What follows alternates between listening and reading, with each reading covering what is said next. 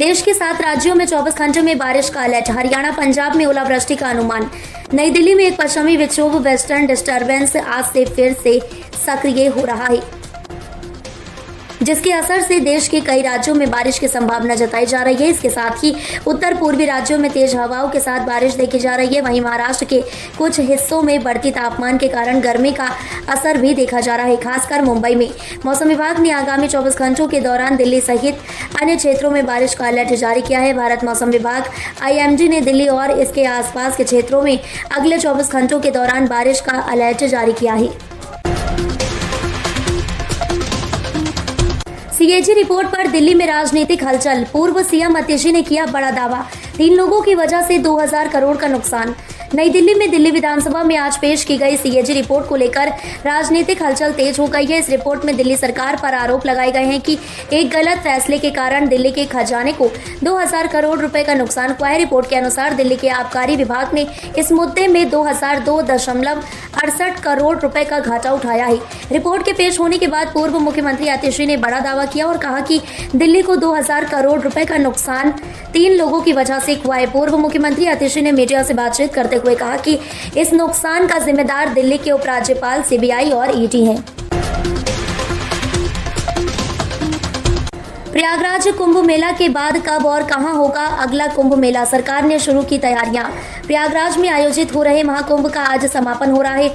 आज महाशिवरात्रि के दिन लाखों श्रद्धालु संगम में पवित्र स्नान करने के लिए पहुंचे हैं। मान्यता है कि इस दिन भगवान शिव और पार्वती का विवाह हुआ था और भगवान शिव ने शिवलिंग रूप में अवतार लिया था, इसलिए इस दिन का स्नान बहुत खास माना जाता है। यह सवाल उठता है कि अगला कुंभ मेला कब और कहां होगा। जानकारी के अनुसार प्रयागराज के महाकुंभ के बाद अगला महाकुंभ हरिद्वार में आयोजित होगा। यह मेला 2 साल बाद 2027 में आयोजित किया जाएगा और इसे अर्ध कुंभ 2027 के नाम से जाना जाएगा। उत्तराखंड सरकार ने इस मेले की तैयारियों को आज से ही शुरू कर दिया है। दिल्ली के मायापुरी इलाके में फैक्ट्री में लगी भीषण आग, 9 फायर इंजन मौके पर। नई दिल्ली में दिल्ली के मायापुरी इलाके में एक फैक्ट्री में मंगलवार को भीषण आग लग गई।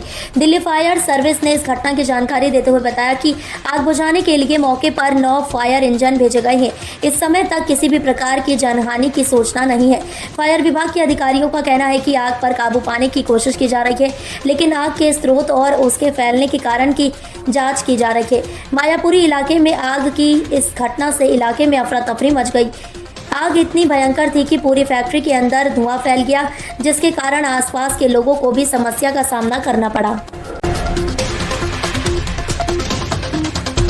दिल्ली शराब घोटाला CAG रिपोर्ट में हुए कई बड़े खुलासे। क्या अब आम आदमी पार्टी सरकार की परेशानी बढ़ेगी?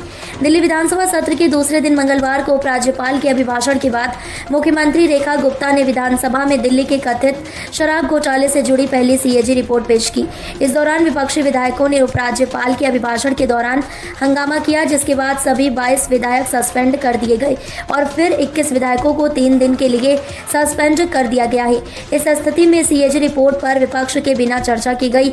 विधानसभा अध्यक्ष विजेंद्र गुप्ता ने CAG रिपोर्ट की चर्चा शुरू करते हुए कहा कि पहले की सरकार ने इस रिपोर्ट को छिपाने की कोशिश की थी। उन्होंने कहा कि इस रिपोर्ट से यह सामने आया है कि दिल्ली सरकार को शराब नीति में बदलाव के कारण